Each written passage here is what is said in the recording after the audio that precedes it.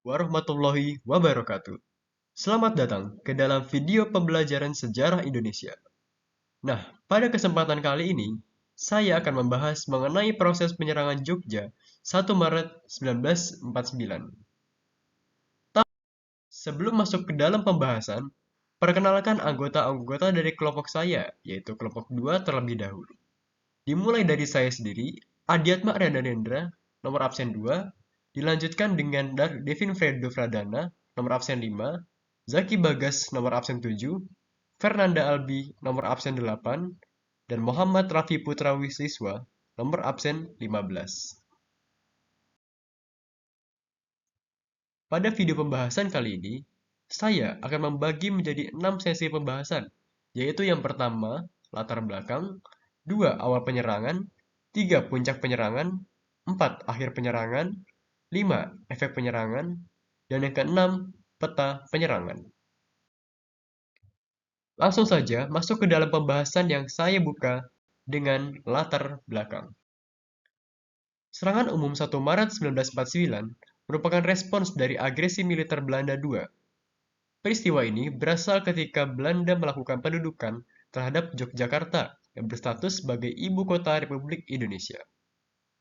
Ibu kota negara saat itu dipindahkan dari Jakarta ke Yogyakarta karena situasi yang tidak aman setelah proklamasi kemerdekaan Indonesia. Menjelang terjadinya serangan umum 1 Maret 1949, kondisi Yogyakarta sebagai ibu kota sangat tidak kondusif. Hal ini dikarenakan Belanda mengeluarkan propaganda ke dunia internasional bahwa Republik Indonesia sudah hancur dan tentara Indonesia sudah tidak ada. Selanjutnya adalah awal penyerangan. Pada tanggal 1 Maret 1949 di pagi hari, dimulailah serangan besar-besaran dengan fokus utama adalah ibu kota Indonesia, saat itu yaitu Yogyakarta. Selain itu, serangan juga dilakukan beberapa kota lain seperti Solo dan Magelang dengan tujuan untuk menghambat bantuan tentara Belanda. Pusat komando saat itu ditempatkan di Desa Buto. Tepat pada pukul 6 pagi, sirine dibunyikan dan serang dilakukan ke seluruh penjuru kota. Puncak penyerangan.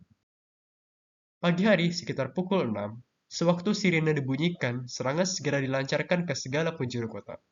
Dalam penyerangan ini, Letkol Soeharto langsung memimpin pasukan dari sektor barat sampai ke batas Malioboro. Sektor timur dipimpin oleh Venj Sumual, sektor selatan dan timur dipimpin Mayor Sarjono, sektor utara oleh Mayor Kusno, sedangkan untuk sektor kota sendiri ditunjukkan Letnan Amir Murtono dan Letnan Masduki sebagai pimpinan. TNI berhasil menduduki kota Yogyakarta selama 6 jam. Lalu tepat pukul 12 siang, sebagaimana yang telah ditentukan semula, seluruh pasukan TNI mundur. Serangan terhadap kota Surakarta yang juga dilakukan secara besar-besaran dapat malahan Belanda di Surakarta, sehingga tidak dapat mengirim bantuan dari Surakarta ke Yogyakarta, yang sedang diserang secara besar-besaran. Yogyakarta, yang dilakukan oleh Brigade 9, hanya dapat memperlambat gerak pasukan bantuan Belanda dari Magelang ke Yogyakarta. Tentara Belanda dari Magelang dapat menerobos hadangan gerilyawan Republik dan sampai di Yogyakarta pukul 11 siang. Lalu, akhir penyerangan. Dari Perang Jogja 1 Maret 1949, Indonesia mampu membuktikan bahwa eksistensi TNI masih sangat kuat dan mampu menyerang, mempertahankan kedaulatan Republik Indonesia. Indonesia mendapat tawaran perundingan dari Dewan Keamanan PBB untuk memulihkan kepercayaan rakyat terhadap performa kerja TNI. Lalu, efek atau dampak perang. Dalam serangan Yogyakarta, pihak Indonesia mencatat korban sebagai berikut: 300 prajurit tewas, sebagian besar para pejuang berani mati. 53 anggota polisi tewas, rakyat yang tewas tidak dapat dihitung dengan pasti. Menurut majalah Belanda De Wapenbroeder, terbitan Maret 1949, korban di pihak Belanda selama bulan Maret 1949 tercatat 200 orang tewas dan luka-luka.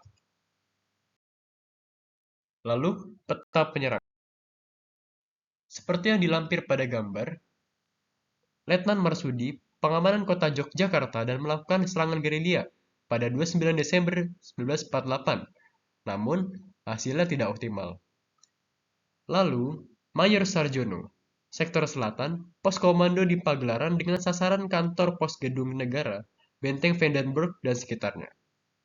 Lalu Letkol Suhut, Sektor Barat menghancurkan musuh di Wikrobrajan dan Ngabean. Vence Sumual, pos komando di Dagen, sasaran sepanjang Jalan Malioboro, Hotel Tugu, dan sekitarnya. Major Sukasno, pos komando di Merican, bertugas untuk mengikat kedudukan Belanda di Maguwo. Major Sujono, pos komando di Sri Martini, sasaran kedudukan Belanda di Maguwo, Tanjung Tirta, Kalasan, dan Prambanan. Sudarto, tidak terlibat langsung dalam serangan umum, namun mengikat kedudukan Belanda di pos jembatan Banter. Untuk lebih detailnya, bisa dilihat dalam gambar. Sekian pembahasan dari saya. Bila ada salah kata atau salah berperilaku, saya mohon maaf. Semoga informasi yang saya berikan dapat bermanfaat. Sekian, wassalamualaikum warahmatullahi wabarakatuh.